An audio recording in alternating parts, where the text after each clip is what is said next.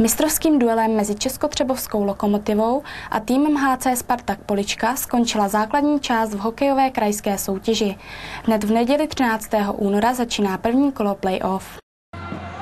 Červeno-žlutá Polička měla před duelem vše jasné. Z prvního místa šla rovnou do kola druhého, tedy do semifinále. My máme volno samozřejmě, my jsme semka přijeli s 7 juniorama, kteří dostávají šanci, takže my potřebujeme teď se dát dokupy, hlavně zdravotně máme nějaké problémy zdravotně. Českotřebováci v modrožlutém to měli horší.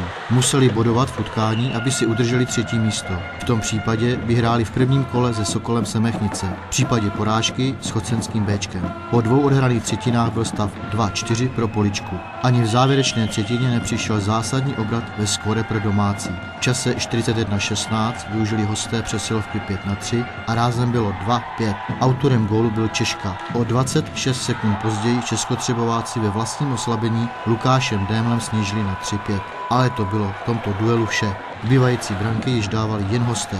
V čase 55:54 ve hře na 4-4 zvýšil Mikl na 3-6. Na konečných 3-7 pro Poličku dal v čase 56:28 Švejda. Lokomotiva Česká Třebová HC Spartak Polička 3-7, po třetinách 0-1, 2-3 a 1-3. My jsme rádi, že jsme zde zvítězili a že jsme dokázali, že si to první místo zasloužíme a věřili jsme, že to tady bude těžký. Myslím si, že to bylo malinko vyhrocený. S tou Poličkou, že to je tradičně těžký soupeř, je to nejlepší mužstvo téhle soutěže, že jo, je vidět, že prostě ty kluci mají odehráno něco za sebou určitě vyšších soutěží, takže je vidět, že o sobě vědí a že prostě ten hokej hrajou opravdu dobře. Chybějící střelci za vítěze Boháček, Hubát, Nikl a Dvořák. Bylo vidět, že Třebové už se snažila na to playoff trošku asi jít na jiného soupeře, tak do toho šli opravdu postě odzadu. Dělali nám velký problémy a nebýt toho, že jsme v té druhé třetině odskočili na ty 2 góly, myslím si, že by to bylo mnohem vyrovnanější. Za poraženou Českou Třebovou dávali úvodní branky Tomáš Řehák a Doha.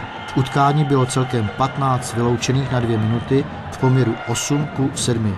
U Lokomotivy ještě 2 desetiminutové osobní tresty. V jednu chvilku si nebylo na trestné lavici kde sednout. My měli víc vyloučených než oni a že jsme neudrželi nervy na úzdě, to se nám v playoff nesmí stávat a na to si musí hráči dávat pozor. Tomu hokeji patří, to já neříkám, jo, ale myslím si, jako, že hlavně teď je potřeba to playoff a bylo by zbytečné se tady dostat do nějakých zbytečných šarvátek. Do jedné z mnoha šarvátek se zapojil i polišský golman. Ani už na některá chvíle to byla. Je tam Bořech párkrát popotahoval, tak možná to bylo kvůli tomu, ale to jsme si pak vyříkali, to bylo v pořádku. Hned v neděli 13. února startuje první kolo playoff. Česká Třebová se střetne s Chocenským Béčkem od 17 hodin. Máme nějaké zprávy o tom, jak nastoupit, takže budeme tomu muset přizpůsobit tu hru a myslím si, že to bude určitě lepší zápas než dneska s tou Poličkou. Zbývající 2 dvojice tvoří Lanšknou Čestice a Skuteč Semechnice. Hraje se na 2 vítězná utkání. Pro IKTV Ivo Cupal.